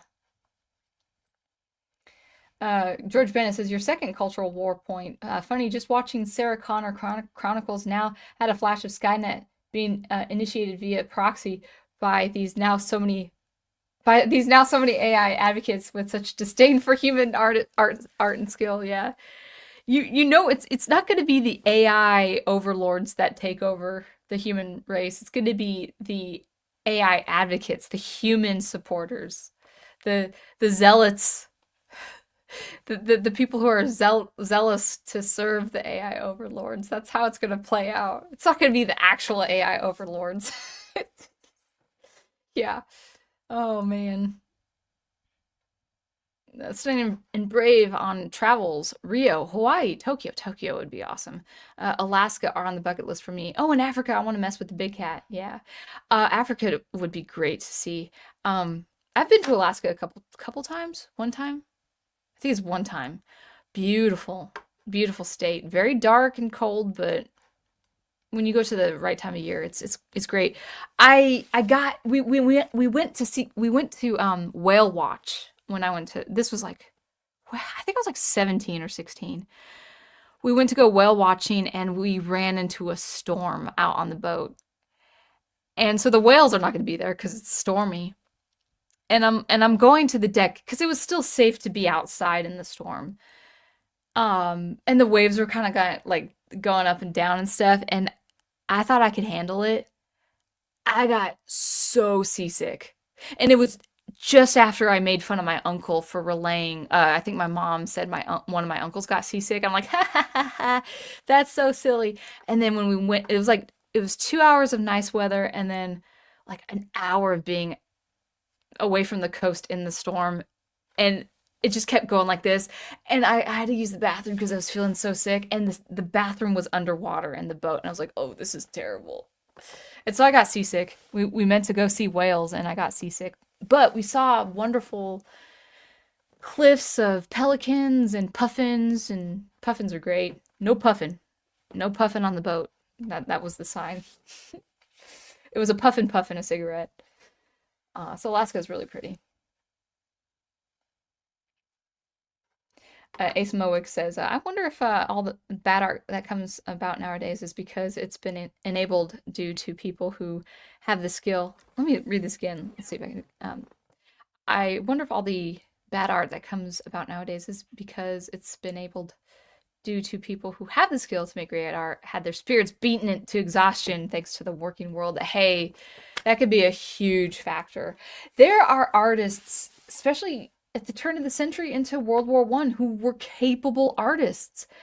But instead of creating new flourishing pieces of beauty of music, they wanted to generate noise. They Luigi Russolo, maybe he wasn't a musician, maybe he was. I don't know. Russolo, I think is his name. Russolo, the Italian Dada musician or artist. He made noise generators in the 1910s and the 1920s. Maybe he could play music. Maybe he was a pianist. I don't know. Um, but there was a lot of people who went from traditional poetry to Dadaist language.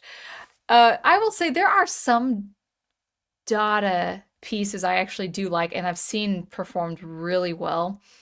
The one I really do like, it's totally modern. It's totally going against the structure of language. It's nonsensical, it's syllabic, but if it's performed really well, it's performed. I would see a performance of it, and that is Kurt Schwitter's Karawani. Now, some of his was it Hugo Ball who first did it? I can't remember these people. Um, Karawani is nonsensical. It's and it can be performed very poorly, but like I saw this one guy, I don't even know his name, but he did an excellent performance of the Karawani. It was very engaging. It was totally non-syllabic, nonsensical, no syllables, just kind of. He wasn't spitting. There is spitting involved, like of the because you just keep going and going and going for like 16 minutes straight. But his performance was actually really good, and so I appreciated it. But I think there were capable artists and musicians who said, "Away with this! The war is a catastrophe. The utility of war really evokes the utility of life," and they went that way. I'm sure a lot of modern artists of the 20th century did just that because of their reaction to something like World War One. Uh, Gotta keep going on down. I think I'm toward the end. Ace wants to go to Japan. England would be used to be a goal, but the last 15 years have made me change my mind. I would go to England if it was like 1970s England. Maybe I'm wrong in my assessment, but I there's no way I'd go to the UK now. It looks miserable. I feel for the Brits so much. It looks miserable. Japan I would go to. I'd go to Italy, I'd go to Japan. I would love to go to a place. I mean, even though Greece has some social tension or whatever, I'm sure there's a lot of hallmarks in Greece. Um, yeah, I would visit East Asia. I would visit African countries too. Um, I would love to see Morocco. I think Morocco would be a wonderful. I know it's more. of a French community, but the authentic Moroccan music. Oh yeah. I never been to Lebanon, but I actually did I tell you this, guys? I was 18 years old, and my dad's real estate agent was Lebanese, and there was a Lebanese community in Seattle that did um um a, gosh, a presentation in town hall because their leader was assassinated. I don't know who this leader was, but the real estate agent, he was a very social guy. He heard me practice violin. He's like, "Oh, oh, can you play violin for us?" And it was like me playing one song for this Lebanese leader. I don't know if he was a good guy or a bad guy, but I was like, "Okay, I'll do it." And it was a whole 2 hours of just Lebanese language, I didn't understand. So people were like rising up and stuff like that. But the Lebanese food was really good. It was so good. And he told me like a month or so later, he's like, "Oh yeah, you were on Lebanon television, national television." I was like, "I was? That's cool." I don't know how well I did on the performance, but I'm like, okay, cool. I was on national Lebanese television because I played violin for this assassinated leader. Um, so the food was good, so maybe Lebanon is also good. Turkey would be a fun country to go to, I think. I know there's political and social tension and stuff, but I would like obviously Prof would go with me. I would not go to Turkey by myself. Definitely not. Oh, yeah.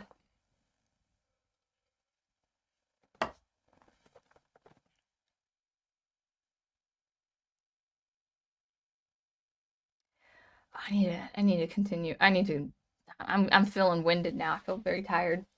That was a lot of passion. Studying a brave yeah, I think you make a good point.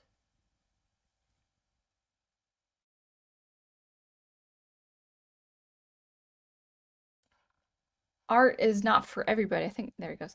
Art's not for everybody and it's okay not to be. Yeah, I think that's fine too. I'm not gonna be some art evangelical and say, yeah, you gotta like art. It's just I think people just generally might not like art because they don't really see that they can grasp art. But if you don't care for art, then that's you don't have to like music. I've known 3 people in my life who don't like music or don't listen to music. I was like, "Ah, that's so weird."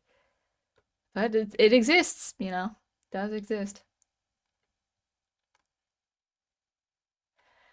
Um, you say, it's like working at a job and working for years, getting raises, then some newbie comes along demanding to make the same amount that the experienced workers are making. Is so true.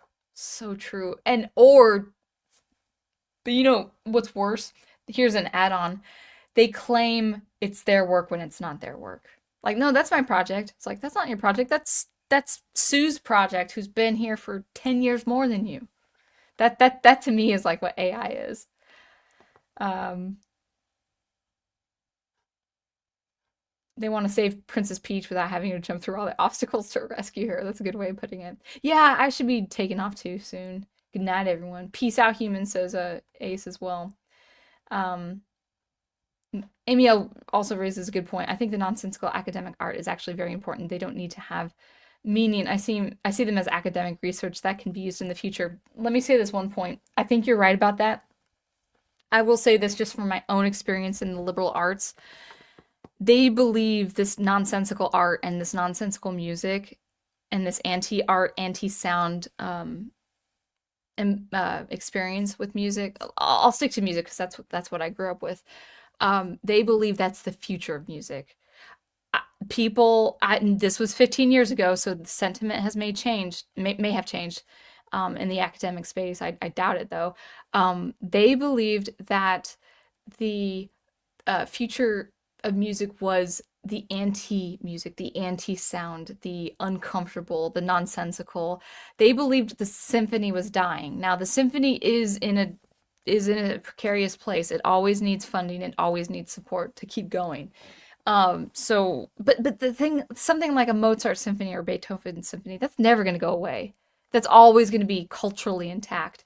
But there's actual music journals of really expansive music theory. I love music theory, but I do not need to go past year 2 or 3 in music theory. But like these scholars who got their PhDs, they have chronicled music journals called New Perspectives of New Music. Perspectives of New Music. New music in the academic sense is the sentiment that all the old stuff is going to go away and the new stuff is going to cement itself in the culture. And that has not happened at all. The decades of people saying that about music, it's not happened. It has stayed in very specific venues like town halls, different churches, different venues that are funded by the academics for artists and residents. Yeah, it has a culture per se, but it's not culture.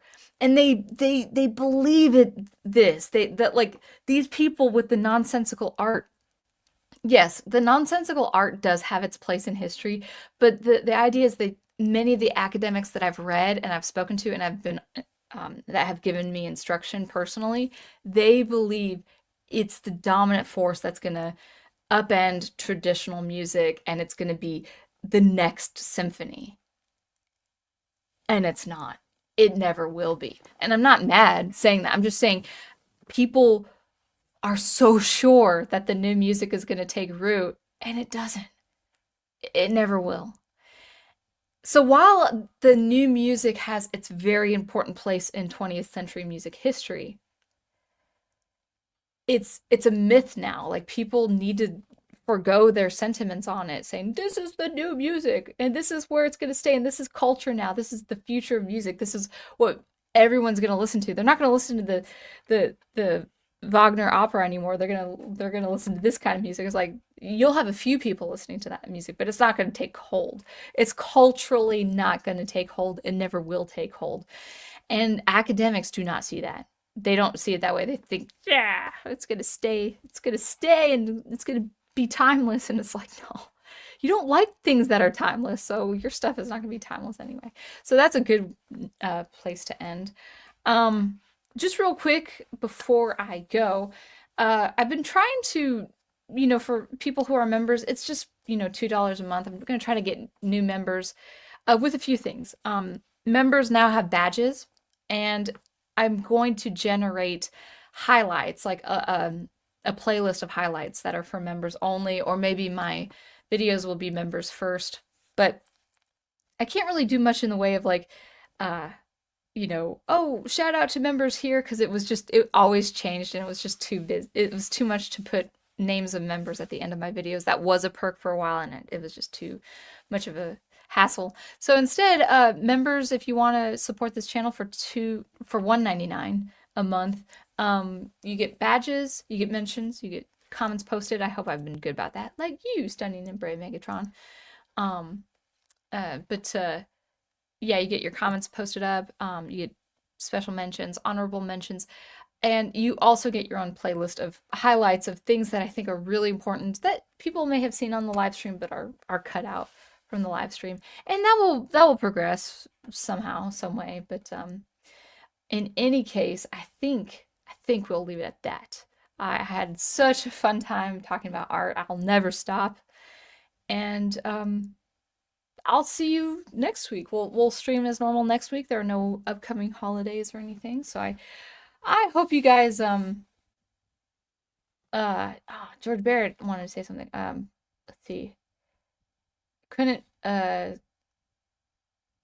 I don't know what you're saying, George Barrett, but something about DVS and something about Catholics and Orthodox celebrating Easter. We're still celebrating Easter, so that's a good thing. But let's end it there, because I'm tapped out. I need my Stargate, my date night, and getting ready for a nice evening. You guys have a wonderful evening, and until I see you next, you keep producing, preserving, and producing that wonderful good art you love. And I'll catch you later.